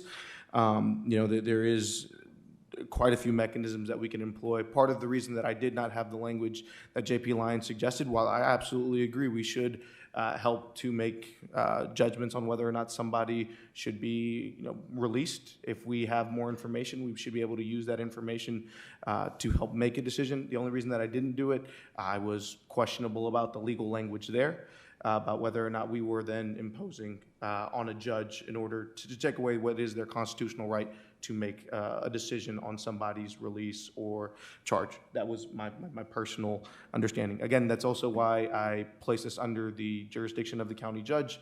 I thought that was a good separation of powers, that the body that decides whether or not you are going, what your punishment would be, whether or not they would be the people who also ran this program, seemed to me a little dubious. I did get the opportunity to speak with some of our circuit court judges who said they don't foresee that being an issue if we put it in one of the judges' offices who is not seeing criminal cases. So we do have options about how we implement this program. If there is something that makes any of us on this body uncomfortable, I do think that we can absolutely have those conversations. Furthermore, I think that all of the suggestions that we gather more information, I think that's all meaningful. We can all do groundwork. We all know different people. Let's talk to them. Let's ask them with the groups that you all are familiar with the other municipalities or county governments that are pursuing this, and to what ends that we can contact them. Obviously, we have a group here that I'm sure knows just about everybody you could know in the state and a little further out. So I think those are all great suggestions that I don't think that I don't take any exception to. Other than that, I do really appreciate all of the conversation here. I think it's all been pretty constructive. There seems to be that coalition of the willing here that want to do something, and I think that's a start. Obviously, I'm more than willing to amend this however you all see fit to get something on the book. I agree we shouldn't rush into anything, but part of the quicker we do this is the quicker we see the returns on what we're doing. Getting out a pilot program is exactly the sort of thing that this is intended to be. It's intended to get a start. Hey, what would this look like? Talk to the stakeholders. What would that look like? And then we can go into next year when I think, admittedly, we'd probably have a little more labor free up because it's not an election year. And so we have a runway there with a little more funding that's free to see how this program performs. There's no commitment of any funds here, JP Dennis, beyond this ordinance. I'm not saying that this is something that we have to fund every year. That's not in the ordinance. Again, that's not something that an ordinance can do, is commit you all to funding something in perpetuity. That's the power of the quorum court to set the budget for each year. That doesn't change with this ordinance. Obviously, it's our job to weigh it's our job to weigh what services continue to be funded. That's our job. We look at the funding for certain services and we say these things should continue to be funded. We have that authority. That is our authority. But yes, I cede the rest of my time. I think I've gotten to say what I needed to say. Thank you, Judge. Thank you, Justice Lopez. That the amendment was just for him to speak 10 minutes and to answer questions. The motion on the floor was for Justice Rivera Lopez to speak, to answer, for giving him up to 10 minutes to answer any of the questions. So therefore, the discussion is over.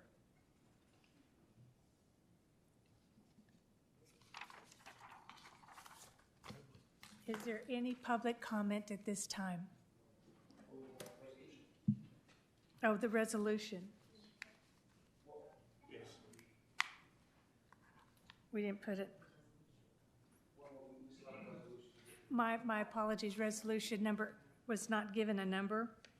So it's number 8.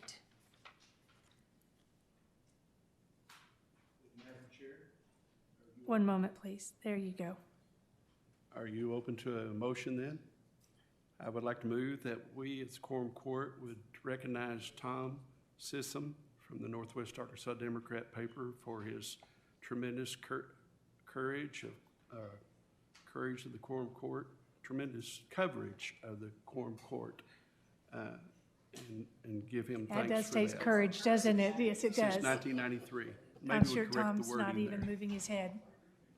Would you please state that again in full? Yes, I will. I would like to move that we approve a resolution recognizing Mr. Tom Sissom from the Northwest Arkansas Democrat paper for his tremendous coverage of Quorum Court since 1993.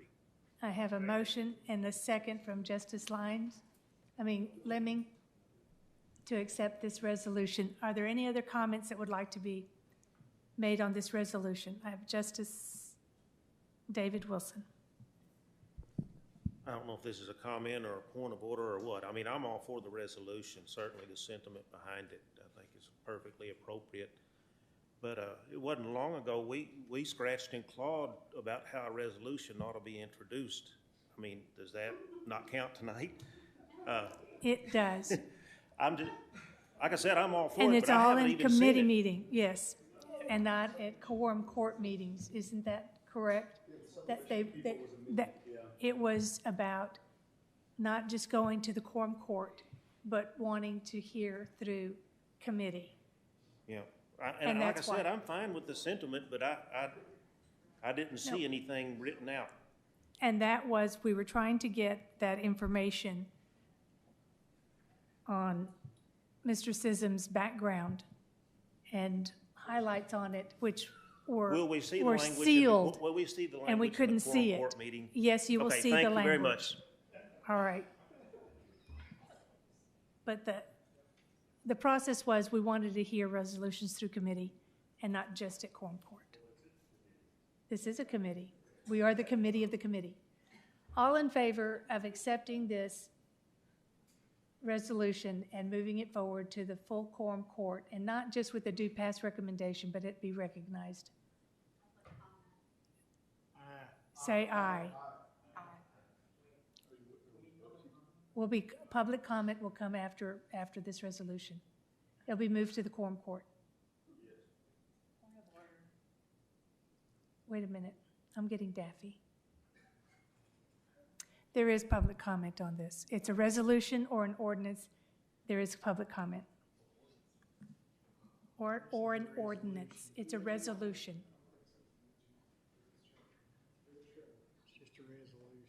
It's just a resolution.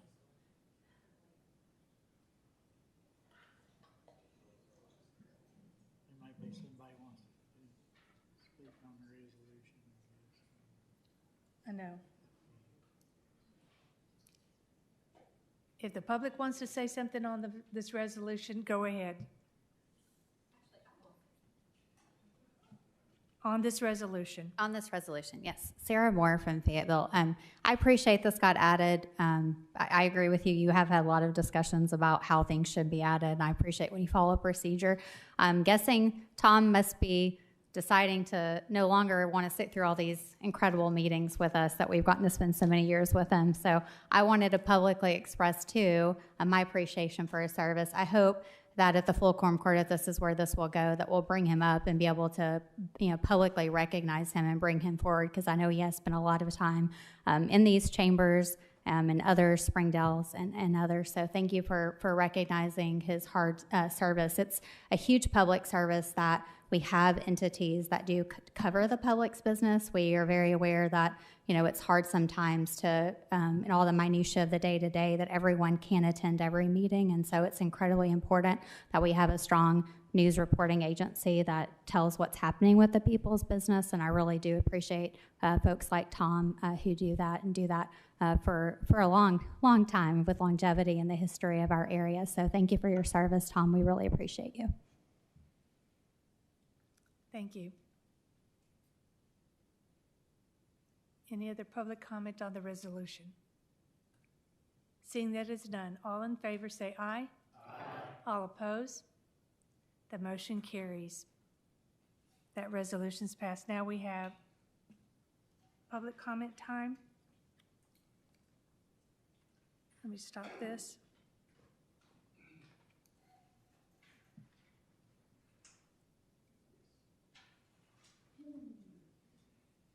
One moment, please. Okay, I'm on. Okay, I'm Leanna Houston. I'm one of the attorneys at the Public Defender's Office that we've been talking tonight about. I'm so excited that you brought this and that we're bringing up these discussions. We did talk about the CJCC that I was on with the sheriff, the prosecutor, the judges, and that was so helpful to us, not just for talking about pretrial services, but to talk about problems that we have in court or when we're visiting clients or when we're in, doing arraignments. And that was so helpful to us to just deal with little problems. And I hope in the future that can be put back together and we can continue that. After the CJCC was disbanded, we had talked where we had voted for pretrial services. Our office started working with the U of A on social work students, and we've had social work students with us each semester on a very small scale trying pretrial services where they talk to people at arraignments and they follow through and talk about what do you need? Do you have transportation to get to court? Please remember, you need to come see your public defender. You need to go to court, and working on those problems. But that's only a few months each semester and on a very small scale. So I worked on a grant, and it has been funded to provide a full-time social worker for 1 year. So hopefully we could work on that to get some of the data that we're needing that y'all have been asking questions about, where we can do this program and work on the cost and how much would it save the county and what will we do getting people out of jail. We could talk to them when they're in jail. We can talk to the ones out of jail, work on getting them. So I'm hoping that can get on the ordinance, or the ordinance can get on the agenda next Tuesday at the Finance and Budget Committee. Thank you. Thank you.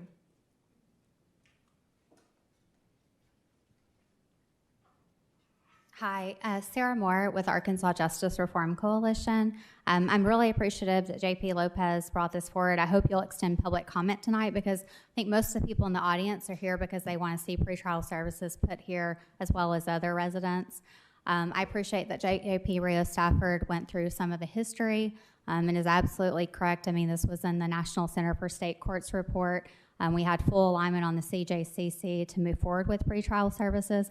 It can look a little different depending on the locality, but pretrial services truly is the least restrictive means possible for release for individuals out of incarceration. It is a National Institute of Corrections and Department of Justice best practice. It started back in the 90s. I'd be very happy to sit down with you. Unfortunately, this has been my life for the last 7 years. I've done a lot of research, talked with places like NACO, who did show us Douglas County, Kansas as a best practice, who put in place pretrial services. There are a handful of employees, and they're able to easily stay in touch with over 100 folks released from their detention center successfully. They don't put a lot of guardrails. They get folks out that are low, medium, and high risk, and they do that through a needs assessment and looking, at what folks are facing. They don't even cut off, for the most part, certain types of charges. But again, those are decisions that are made with all the folks that you talk about, the key stakeholders. We did something similar as far as release mechanisms during COVID. We actually had the sheriff and the prosecutors that gave Sheriff, at the time Helder, the ability with his staff, with Sheriff Cantrell, who's here with us now today, the ability to have release on certain felonies. And, at the time, I remember, and I might be paraphrasing, but I'm pretty sure this is a direct quote from our judge who's now retired. He said, if you put a string around someone's finger and they can get to court, I'm okay with that. And so there are a lot of technologies out there, court reminder tools. I mean, the best practice is things about reminding someone with a physical person, a live interaction. And as you heard, that was stated by Leanna Houston, that, there's been some small incubated practices that have seen some good results. I'll tell you, we've gotten over 60 people out in the last 2 years from Washington and Benton County jails, and mostly from Washington County.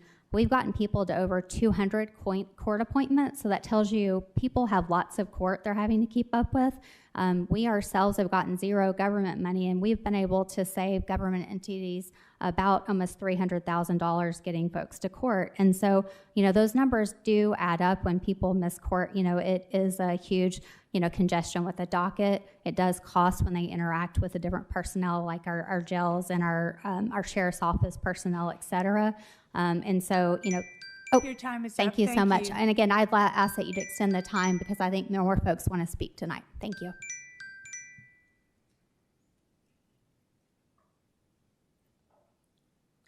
I'm Gladys Tiffany from Omni Center in Fayetteville. I really am just delighted at the conversation tonight. I really do feel like this is something that has been very much needed for a long period of time, and I'm just so delighted that it's been brought by a younger generation of JPs that is thinking and preparing for the future, and I believe that the discussion that's happened already is going to be really beneficial for the county, and I'm just grateful to all of you for the level of thinking, and I'd really like to encourage you to follow through in that research that you talked about, because yes, there are people who know how to do this well, and tracking them down is really, really valuable. So thank you to all of you. Thank you, Ms. Tiffany. Hello there. My name is Sophia Dugweiler. I live here in Fayetteville, and I just wanted to say that I am a product of services like this. I started using drugs and alcohol when I was a child, went to prison for the first time when I was 21. Upon my release from my 4th prison sentence, I finally got the support that I needed. In doing so, through case management and social support and transportation and just other forms of that, I was able to take care of other outstanding charges, pay all my fines and fees. I later received a full pardon from the governor. I'm a Habitat for Humanity homeowner today. And then I've been working in recovery and reentry for about 7 years. And so, yes, something like this will help, people get out of jail, people make it to court, but that also is a pathway for people like me to come back around and help innumerable other people. I think that to help a ton of people. You guys, I've dedicated my life to helping people who came from where I came from. And services like this really help create a pathway for me to do so and for others to then go and do so. And so you'll save money by not housing so many people, but you're also saving money from all the people that I help make it to court, from all the people that I help quit offending over and over and over. And so I really appreciate y'all's willingness to move this forward and then giving the opportunity for people who do have more experience and more knowledge and are familiar with evidence-based practices. I appreciate that y'all are going to let them figure out how to implement it or how to inform you on how to implement it. So thank you. Thank you. Good evening and happy Pride Month, members of the County Services Committee. I have not been working on this for the past 7 years, but I work for AJRC and I'm a resident of Fayetteville, but I have been working on it for the past few months.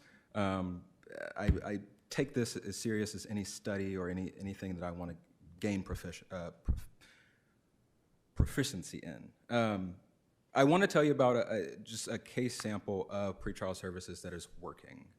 And this is just one of a few. So in Texas, in 2019, the United States District Court for the Southern District of Texas oversaw a settlement in O'Donnell v. Harris County, and the parties entered into a consent decree, resulting in the first federally court-supervised bail reform that effectively prohibited the utilization of cash bail at arrest and before an individualized bail hearing in misdemeanor cases.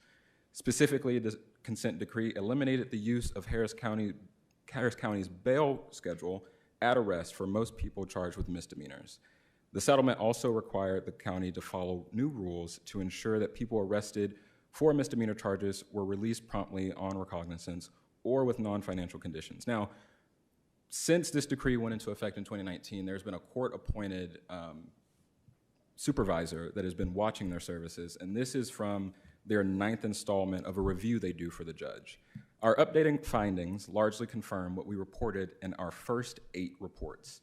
The bail forms under the O'Donnell consent decree have saved Harris County and residents many millions of dollars and improve the lives of tens of thousands of people arrested for misdemeanors. And these large-scale changes have produced no increase in new offenses by persons arrested for misdemeanors. Overall, the work suggests that repeat offending by persons arrested for misdemeanors has remained stable in recent years. The number of persons arrested for misdemeanors has declined since 2015, and the number of those arrested for misdemeanors who had new charges filed within a year has also declined. The analyses conducted show that the number of persons arrested for misdemeanors has declined since 2015 overall by about 10%. Additionally, the conviction rate fell rapidly from 60% in 2015 to 27% in 2019. The dismissal and acquittal rate increased from 31% to about 70% in 2023. From the pre-reform baseline to Rule 9, reforms reduced total misdemeanor systems costs by 33%, yielding $1,191 in net savings per comparable case. When added with bond reform, it was a realized savings of $1,735.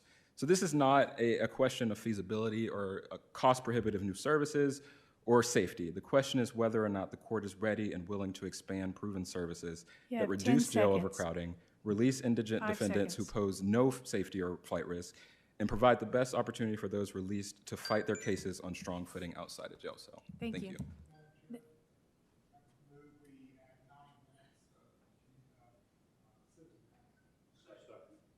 I have a motion and a second to approve 9 minutes of citizen comments. All in favor say aye. Aye. All opposed? We have 9 minutes of citizen comments.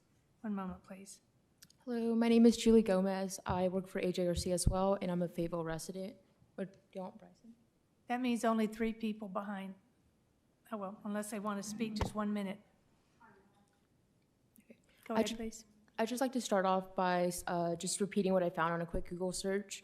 The primary goal of pretrial services is to maintain the presumption of innocence and public safety while minimizing unnecessary pretrial incarceration. The goal of pretrial services, as I have learned throughout my nearly 4 years of being a community organizer and now a law fellow, is to allow folks to maintain employment and housing while also reducing the burden on taxpayers' pockets. I'd like to bring attention to the City of Tulsa's pretrial services, which focus more on bond alternatives, workforce readiness, and mental health treatment, without defendants having to sit in a cell to get help. The requirements for these services are simple. They must, 1, check in immediately after release and on a designated schedule, and 2, maintain employment and not leave the county without prior court permission. Tulsa also assists individuals in navigating the system and transporting those who need a ride to court hearings. All of these actual pretrial services would come at a significantly lower cost to our community with better results. Majority of those interviewed were able to be released. The National Center for State Courts recommend pretrial services, and I hope that this body of Washington County will find the value this offers to taxpayers and Washington County residents. Thank you for your time. Thank you. Good evening. My name is Laura Villegas, and I live in Springdale, Washington County. And I just want to continue a little bit about what was previously said about the reforms done in Harris County, Texas. Their pretrial reforms driven by the landmark O'Donnell consent decree successfully eliminated secured money bonds for most misdemeanor cases. So the latest result that we have is in 2024, data showed that 80% of misdemeanor arrestees were released on bond before their first court setting, dramatically reducing racial disparities and curtailing unnecessary jail stays. The structural impacts and changes include declining cash bail. By 2024, only 14% of misdemeanor arrestees were required to post cash bonds, down from more than 85% before the reforms.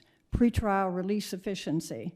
Most individuals arrested for eligible misdemeanors are released promptly on personal bonds without requiring a formal hearing. Improved public safety. Data monitored during the reform era indicated that the rearrest rates stabilized or declined, and court appearance rates increased for misdemeanor cases. In short, by enabling appropriate defendants to remain pretrial, bond reform improved advocacy, reduced unnecessary incarceration, and lowered sentencing expenditures. Thank you. Thank you. I'm Lou Reed Sharp. I'm from Tawnytown, Arkansas. JP Bruns is my JP. I just want to tell you all thank you. I think I've been coming to Quorum Court since 2020, and this just seems like a good tool. You're actually moving on something. We've got good sheriff, we've got good judges, we've got interested people. We have an overcrowded jail. It just makes sense to do this, but I'm so pleased that you actually have had a discussion and it's been on an agenda. After all this time, regular people can have some input in impacting change. So thank you all. Thank you. I cede my time. I've got 2 minutes and 15 seconds. Hi, Andella Hines, District 7. Going back to this report that we have looked at or referenced a few times today, one of the things that are said there, the largest issue facing Washington County's criminal justice system is a lack of strategic planning and coordination among partners. Washington County desperately needs a unifying entity to step up and lead stakeholders through development of a true collaborative criminal justice coordinating committee. And I think that's been clear tonight. As many times as we've said, we need time to discuss this. We need to get input from stakeholders. So I would ask that as you consider your candidates for judge, that you hold them to this standard and ask these same questions. JP Ecke brought up tonight a Bible verse, so I went ahead and I pulled out my Bible, and I want you to remember that 2 verses before blessed are the peacemakers, we have blessed are the merciful, for they shall receive mercy. Also flipping into Matthew 25, we have, for I was hungry and you gave me something to eat. I was thirsty and you gave me something to drink. I was a stranger and you invited me in. Naked and you clothed me. I was sick and you visited me. I was in prison and you came to me. And then finally, I would point you to, for those of you who I know that your faith is important to you in the way that you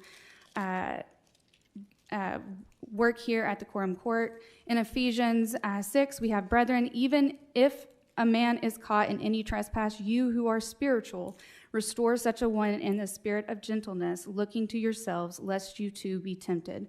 Bear one another's burdens, and thus fulfill the law of Christ. So finally here, the jail population in Washington County is driven largely by the pretrial population. Washington County must, at a minimum, address the disparities created through a bond determination system that does not take ability to pay into account, as well as the subjectivity of the current risk of flight assessment. So I appreciate your conversation today, and I appreciate your consideration. Okay, with that. And I feel very good that the CRI is doing a lot of that and teaching biblical principles to those that are getting ready to get out. With that, this meeting is adjourned.